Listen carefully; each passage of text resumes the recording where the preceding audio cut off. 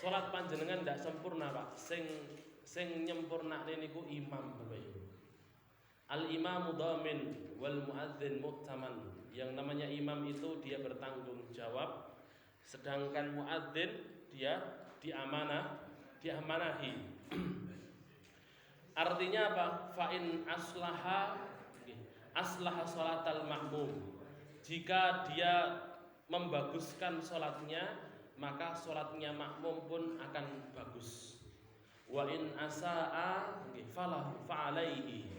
Apabila dia berbuat buruk, dia memburukkan salatnya tidak sempurna, kathah bolenge, maka itu untuk imam makmum mereka itu. Maka Bapak Ibu dirahmati Allah, bojo panjenengan lek dados makmum niku bejo Pak.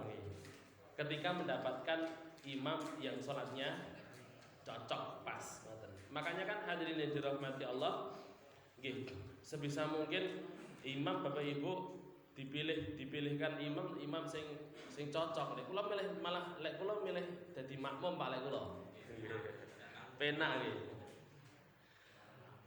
Kalau panjenengan gitu di sini penonton nggih Pak Juari yang ditunjuk jadi imam siapa sudah kan berawal dari napa niku pemimpinnya, dari ketua takmirnya, napa niku yang paling berhak jadi imam, terus kemudian melimpahkan ke siapa, terus kategorinya bagaimana.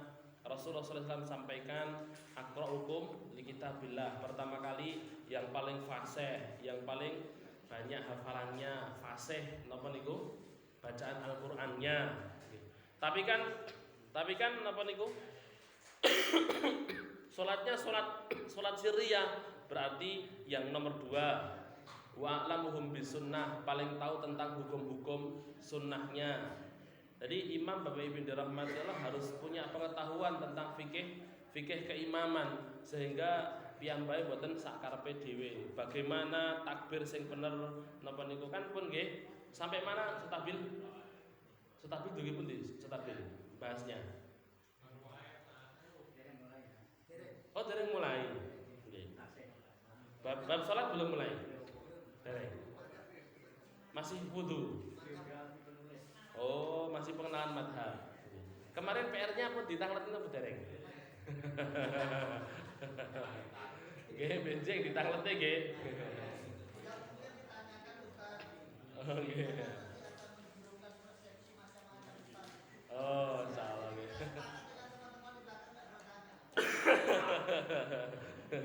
Tidak bertanya nanti sesat di jalan, hati-hati ya Pak. Nggih, baik Bapak Ibu dirahmati Allah. Jadi intinya napa niku yang ditunjuk jadi imam Bapak Ibu niku nggih napa niku yang mendekati sempurna. Tidak ada kesempurnaan memang, tapi setidaknya ideal Bapak Ibu. Bukan karena ini, bukan karena itu, nggih. Jadi ideal. Ketika panjenengan jadi makmum kok kebetulan Pak, kebetulan napa niku takbir niku mungkin karena capek nggih. Takbiratul ihram harusnya niku sedada atau sebahu kan nggih, ada telinga, terus bahu kalih dada. Nah niki karena mungkin capek terus ngeten tok. Saweteng Allahu Akbar. Kesel. Terus napa niku nyeleh kene ya rada kesel ngono dikene nggon ngisor napa niku nggih bawah pusar ngono. Kalih ngeten salate kan nggih, sikile kalih ngeten iki kaya nunggu apa ya. Nggih. Mungkin karena itu Bapak Ibu lah. Panjenengan mungkin sholatnya tidak sempurna Bapak Ibu, nggih. Rukuknya mungkin kurang sempurna, mungkin napa niku duduknya juga kurang sempurna. Duduk antara dua sujudnya kurang sempurna, terus dan lain sebagainya sujudnya kurang sempurna. Ketika imam sholatnya sempurna, maka kekurangan dalam sholat panjenengan akan disempurnakan dengan kesempurnaan sholat imam. Itulah kenapa penting untuk merujuk imam yang pantas Bapak Ibu. Makanya kalau dulu hadirin yang dirahmati Allah nggih, kalau bukan dulu nggih, kalau kita lihat para ulama-ulama sing pun sepuh-sepuh nggih, Kiai Haji Maimun Zubair nggih, beliau sudah mulai kesulitan untuk berjalan sendiri, terus kemudian Kiai Haji Jazuli Ploso yang beliau ada di atas napa niku kursi roda dan lain sebagainya. Beliau pun sudah undur diri dari keimaman nggih. Kenapa? karena walaupun beliau dalam kondisi seperti itu, setidaknya kekurangan dalam gerakan beliau dalam sholat itu bisa disempurnakan dengan imam baru yang lebih sempurna. Jadi Bapak Ibu dirahmati Allah, beruntung kula panjenengan sami oleh Allah Subhanahu wa taala diizinkan untuk sholat berjamaah. Semoga 27 pahala yang kita dapatkan di sholat ini dan sholat-sholat sebelumnya oleh Allah Subhanahu wa taala benar-benar disempurnakan. Amin ya rabbal alamin. Baik, kita lanjutkan Pak, Bu yang dirahmati Allah. Pembahasan kita bab apa ini? Sabar nggih. Hadis ke 25. 25 oke. 25. Belum selesai nggih. Wa subhanallah walhamdulillahi tamla'ani au tamla'u ma baina samai wal ardi. Niku nggih. Kemudian Rasulullah sallallahu alaihi wasallam beliau bersabda, "Was-salatu nurun." Dan salat itu adalah cahaya. Salat itu cahaya, artinya salat itu cahaya untuk kehidupan kita di dunia dan kehidupan kita di akhirat. Kenapa? Karena Allah Subhanahu wa taala niku sanjang innas sholata tanha 'anil fahsya'i wal munkar. Salat itu kalau beres Bapak Ibu, dia akan menjadi tameng bagi kita untuk napa niku tameng dari serangan fahsya dan mungkar. Fahsya niku perbuatan keji. Keji, kotor, porno. Mungkar itu kemaksiatan. Jadi dibedakan oleh Allah Subhanahu wa taala, ada yang mengatakan fahsya itu dosa besar, kalau mungkar itu dosa kecil. Ada yang mengatakan fahsya itu perbuatan yang porno, kalau mungkar itu kemaksiatan-kemaksiatan yang lain. Orang kalau sholatnya beres Bapak Ibu, otomatis dia akan terhindar dari perbuatan-perbuatan yang buruk juga. Kecenderungan untuk bermaksiat itu akan dikurangi, hadirin yang dirahmati Allah. Nah itu ada orang dia sergap sholate teng masjid terus, tapi kok panggah demen tindakan-tindakan sing Allah nggih. Di napa niku di kantor diajak kalih rencange, ayo anu yo ngentit yo panggah gelem ae. Pripun padahal sregep ning masjide. Berarti Bapak Ibu dirahmati Allah, sing salah niku sanes Allah sing sanjang, tapi salate niku sing boten bener. Zahirnya Bapak Ibu, zahire bener Pak salate, yo ke masjid Pak, khusyuk Bapak Ibu ketoke. Tapi ndak tahu Bapak Ibu yang dirahmati Allah salatnya seperti apa. Oke, baik. Jadi Bapak Ibu dirahmati Allah, kalau kata para ulama pernah saya sampaikan al-qalbu kal qidri, yang namanya hati itu seperti periuk, seperti bejana tertutup Bapak Ibu, bejana yang tertutup. Kita tidak tahu di dalamnya apa, tapi isi hati itu keburukan dan kebaikan hati seseorang itu bisa dilihat dari apa yang dikeluarkan oleh periuk itu. Oke, ini kok Pak itu ada wadah nopo kopi ini kok. Kalau ndak kan karena di atas ndak bisa dibuka Pak misalkan. Ini kan bisa dibuka tutupnya, dan buka tutupe. Lele ati mboten saged dilihat Bapak Ibu. Supaya bisa tahu isi di dalam napa niku, di dalam drink jar nggih niku. Nggih namanya drink jar. Tremos nggih. Nggih isi di dalam tremos niku napa? Itu kan kita keluarkan isinya kan nggih. Kita keluarkan isinya, oh kopi, oh teh kan ngoten. Begitu pula dengan hati Bapak Ibu. Ketika seseorang, jadi hadirin yang dirahmati Allah, baik buruknya hati seseorang itu bisa dilihat dari sikapnya, akhlaknya, apa yang diucapkan oleh lip mulutnya, apa yang kemudian dilakukan oleh matanya. Matane niki demenane ndelok sing napa, sing maksiat-maksiat napa sing napa niku sing boten maksiat. Telinganya ini senengane mirengne napa pengaosan napa sebaliknya. Nggih. Kalau pengaosan kok ngantuk, tapi lek napa niku mirengne dangdutan sewengi suntuk, mau melek ombo. Kalau lihat HP, Masya Allah melek terus sewengi. Tapi kalau lihat pengajian terus baca Quran ngoten niku lagi itu setengah halaman sepet rasane. Nah ini Bapak Ibu, Hadirin yang dirahmati Allah, kalau sudah mulai kelihatan seperti itu Bapak Ibu, berarti kita perlu banyak-banyak bersihkan hati. Begitu pula sholatnya seorang Pak nggih, niku kan cuman wadahnya saja Pak. Sholatnya saya Bapak Ibu yang dirahmati Allah, sholat begini begitu, jangan lihat dohirnya saja Pak. Tetapi perbuatan yang saya hasilkan seperti apa, akhlak yang saya hasilkan seperti apa, yang dihasilkan oleh lisan saya, yang dihasilkan oleh tangan saya, apakah keburukan atau kebaikan Bapak Ibu, itu efek asli dari baik buruknya sholat kita. Orang kalau dia sholat dikasih cahaya oleh Allah Subhanahu Wa Taala di dunia dan juga di akhirat. Di dunia kalau Allah Subhanahu Wa Taala sampaikan simahum fi wujuhihim min asaris sujud. Tanda mereka Muhammadur Rasulullah walladzina ma'ahu. Jadi Muhammad Rasulullah SAW dan orang-orang yang bersamanya, itu salah satu tandanya simahum fi wujuhim min atharis sujud. Di wajah mereka itu ada bekas sujudnya. Maksudnya padang ngoten Bapak Ibu. Piye padang orang ini?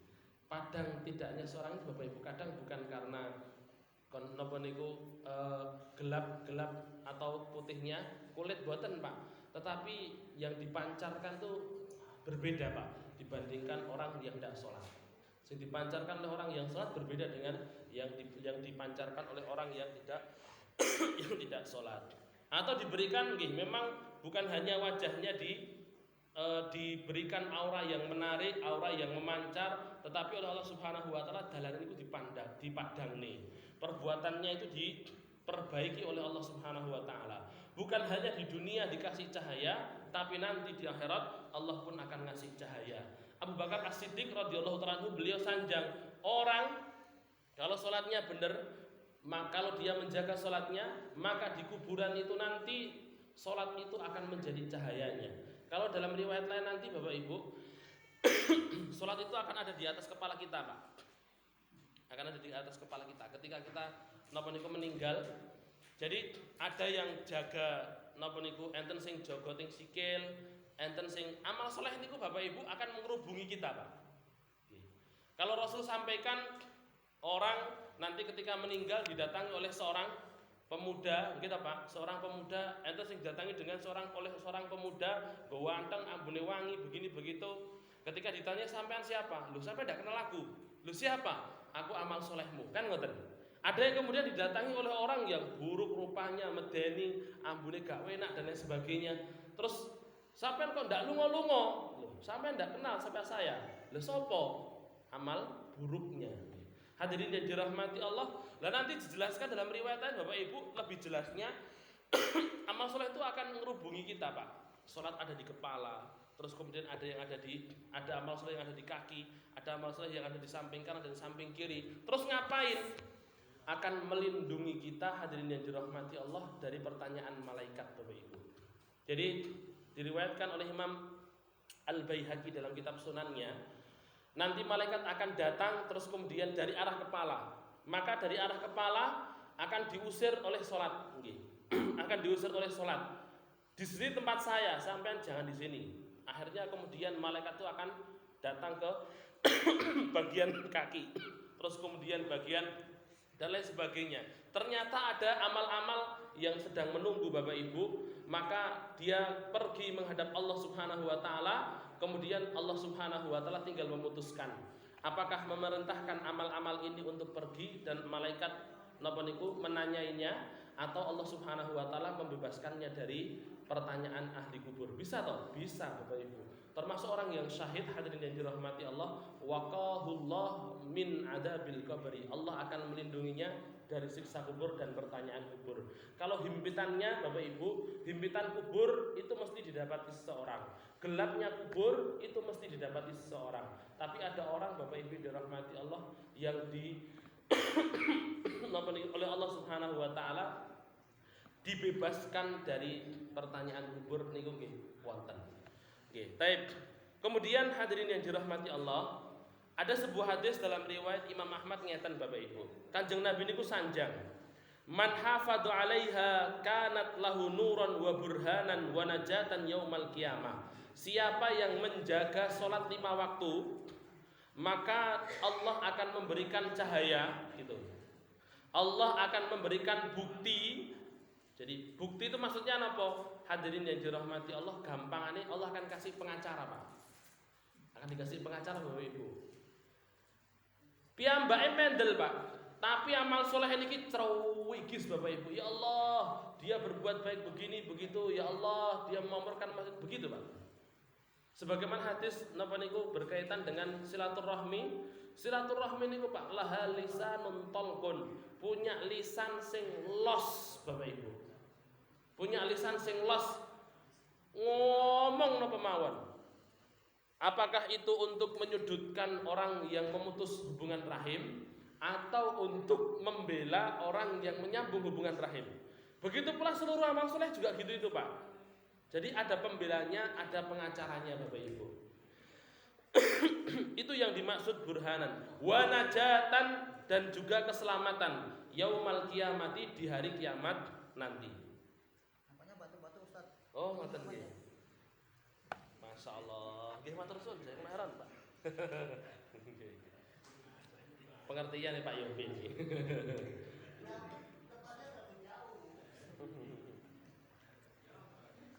Oke. Jadi siapa yang menjaga 5 waktu, Allah cuma mintain, Rasul cuma minta niku Bapak Ibu, 5 waktu. Jenengan jaga 5 waktu itu. Walaupun saya tidak qabliyah ba'diyah, walaupun buatan qabliyah ba'diyah, tetapi 5 waktu itu panjenengan jaga benar-benar Bapak Ibu sebisa mungkin di masjid. Siapa yang bisa menjaganya dikasih cahaya, dikasih bukti, dikasih keselamatan hari kiamat.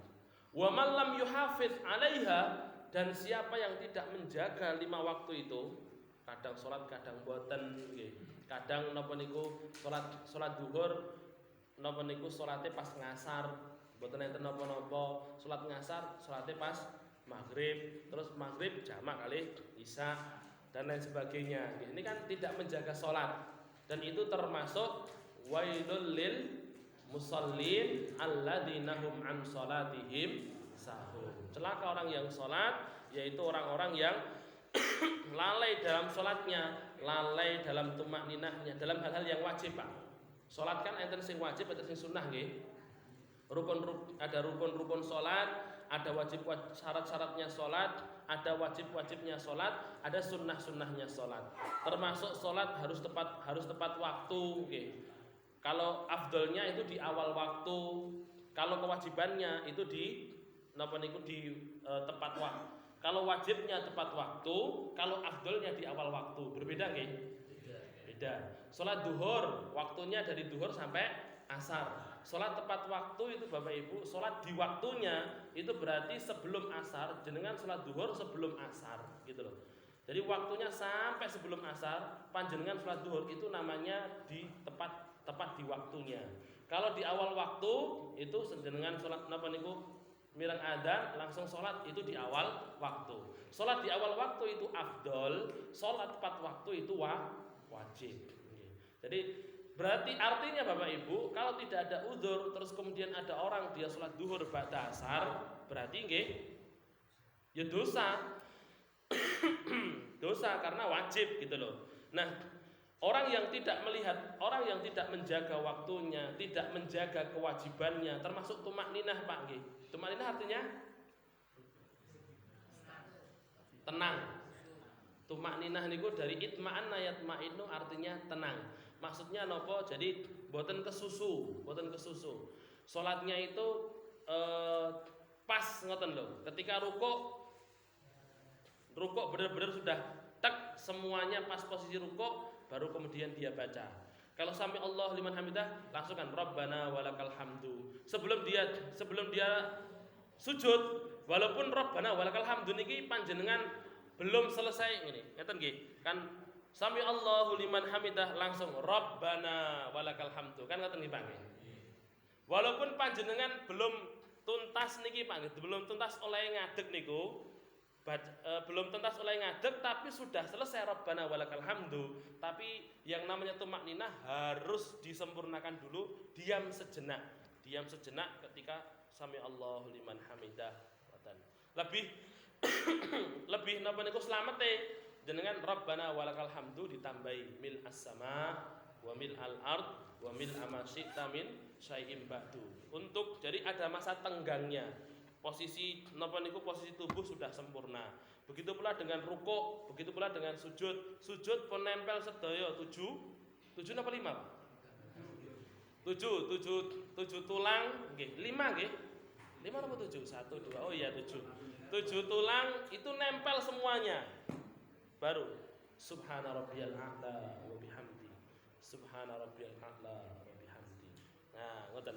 2, 3, 1 pun boleh, tapi sudah nempel. Itu tumakninah. Tumakninah itu hukumnya wajib. Artinya Bapak Ibu, orang yang tidak menjaga sholatnya itu orang yang tidak menjaga kewajiban-kewajiban dalam sholat. Lah ini ancamannya apa? Tidak menjaga sholatnya. Orang yang tidak menjaga sholatnya, lam yakun lahu nurun, wala burhanun, wala najatun. Maka tidak ada cahaya untuknya, tidak diberikan bukti untuknya, dan juga tidak diberikan keselamatan oleh Allah Subhanahu wa taala di hari kiamat nanti. Dan ngerinya lagi Bapak Ibu, orang yang benar-benar tidak menjaga sholatnya, sosok sholat sosok orang. Namanya tidak menjaga sholat itu bukan berarti tidak sholat sama sekali. Yo kadang sholat kadang boten. Orang kalau kadang sholat kadang boten, ini kata Rasulullah SAW, boten sanjangi kula niki Pak. Wa husyira yaumal qiyamati ma'a fir'auna wa hamana wa qaruna wa ubay bin khalafin. Orang yang tidak menjaga sholatnya, sholat sosok boten, akan dibangkitkan nanti di hari kiamat bersama dengan Fir'aun, bersama dengan Haman. Haman itu sinten Pak? Menterinya Fir'aun. Wa Qarun, lek Qarun sinten Pak? Orang kaya, rakyatnya Fir'aun juga. Sugih blegedung. Wa Ubay bin Khalaf, dan Ubay bin Khalaf. Ubay bin Khalaf ini napa niku pendahulu jadi termasuk orang Mekah Pak, orang kafir Mekah, Ubay bin Khalaf. Ini hadirin yang dirahmati Allah, ngerinya di sini Bapak Ibu. Orang yang kadang sholat kadang boten. Sing kadang sholat kadang boten ini diancam ngoten niku. Boleh sing sama sekali boten sholat. Maka Bapak Ibu dirahmati Allah. Sekali lagi kalau kita ingin sampaikan sesuatu kepada anak kita, Bapak Ibu, mungkin bandel dan lain sebagainya. Sing paling penting nomor setunggal ini penting sholatnya riyen, Pak. Sholat dhisik. Angel ditoto begini begitu, disampaikan begini begitu, angel sing penting sholatnya. Barangkali Bapak Ibu bisa jadi dengan dia menjaga sholatnya, Allah buka pintu hidayah, gampang ditoto. Kan ngoten Pak nggih. Dan Bapak Ibu dirahmati Allah, kadang Bapak Ibu kadang justru berbahaya juga Pak. Jadi di satu sisi Bapak Ibu ketika ada orang tua punya anak yang pernah nakal, ngoten nggih Pak. Di satu sisi itu ada baiknya, ada buruknya juga Pak. Dan di sisi yang lain Pak kalau ada orang tua dia punya anak kecil niku apik terus Pak. Niku nggih enten apik Pak. Kalau Umar bin Khattab niku sanjang ngeten.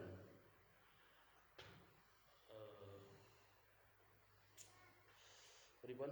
Wa yu'azzalu ural Islam urwatan man yansha fil Islam walam yajid jahiliyatan.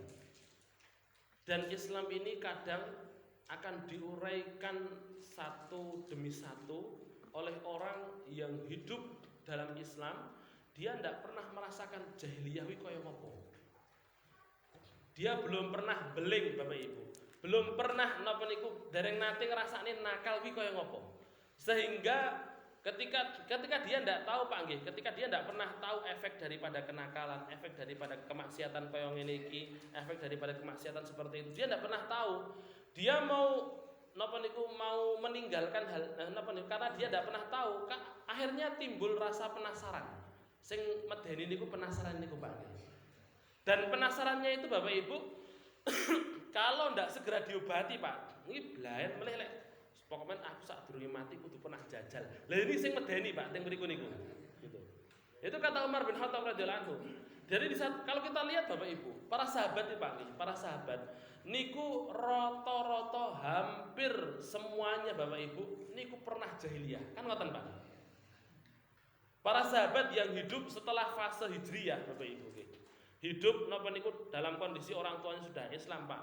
Hanya beberapa saja sahabat-sahabat yang junior. Ada Abdullah bin Abbas.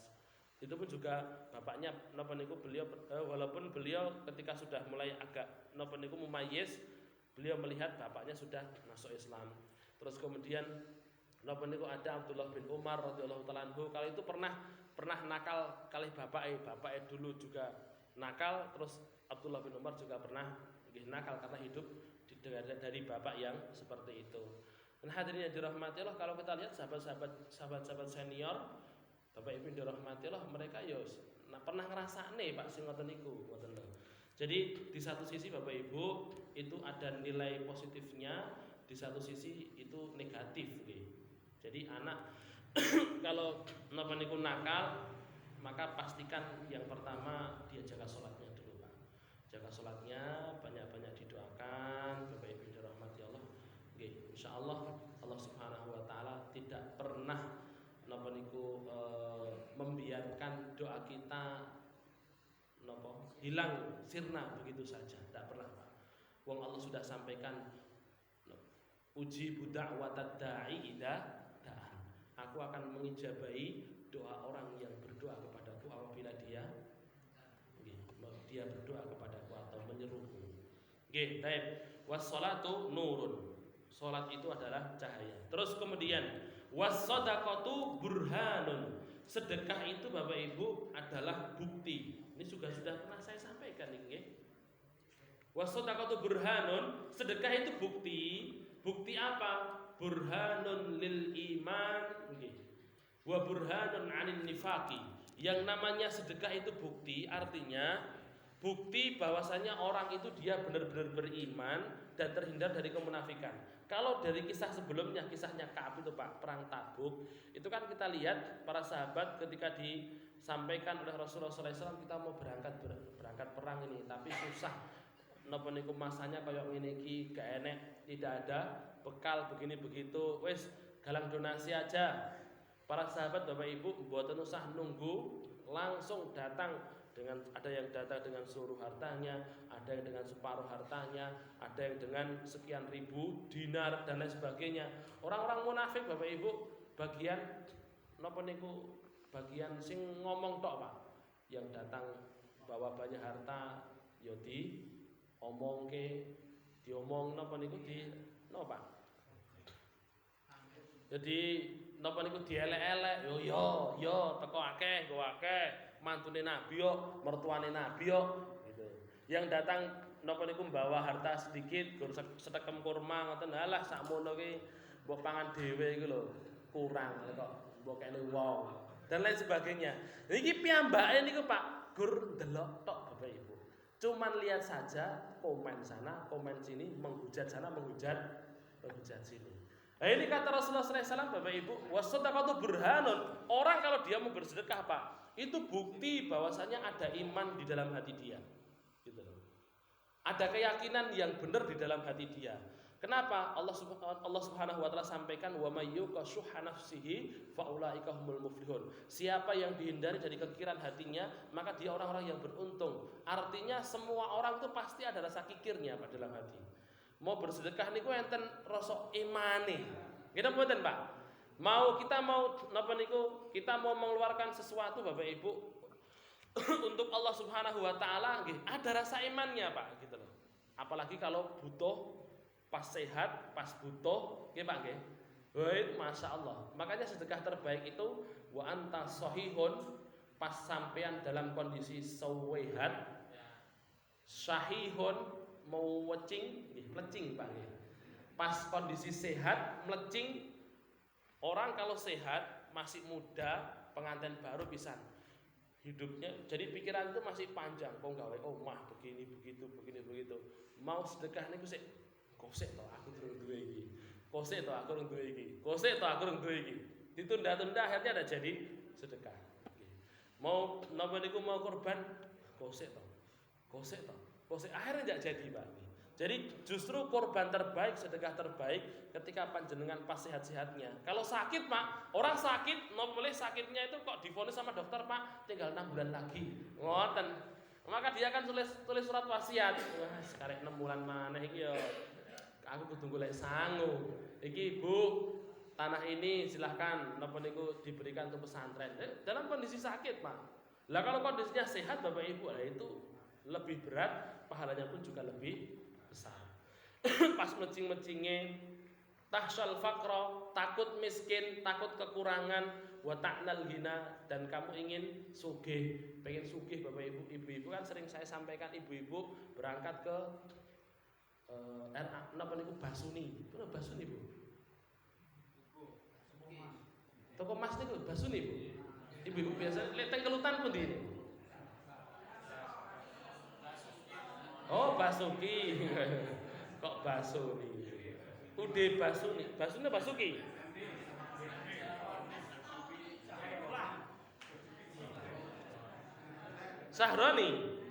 Sahroni lah napa niku DPR niku. Basroni, oke. Basroni nggih Bu nggih. Ibu-ibu mau berangkat ke Basroni. Nggih. Wis pun napa niku sudah pen iki pokoke aku engko saya bawa uang 3 juta tak tukani gelang kabeh karo duit pira sithik. Lah kok ternyata ada napa niku donasi untuk bencana. Donasi yatim napa donasi untuk bencana. Jenengan pun budal di pertengahan jalan itu ada donasi bencana. 100 iki yo lek 3 juta kurang 100 iki yo panggah. Gak sida 3 juta. Gitu mboten, Bu? Yo abot engko wae lek pas mulih. Ngoten gitu. Engko pas mulih yo lali, nggih, lali pas mulih. Nah ini Bapak Ibu pas pengen sugih demen apa punya banyak napa niku banyak keinginan sedekah di saat itu Pak, itu sedekah sing paling afdal gitu. Jadi orang kalau beriman ciri-cirinya gampang Pak. Kalau kita mau ngecek diri kita Pak, saya masih beriman atau tidak. Selain sholate Bapak Ibu, ibadah-ibadahnya, kita mau ngecek itu Pak. Kita lihat Bapak Ibu dirahmati Allah, mau ndak saya keluarkan harta untuk sedekah.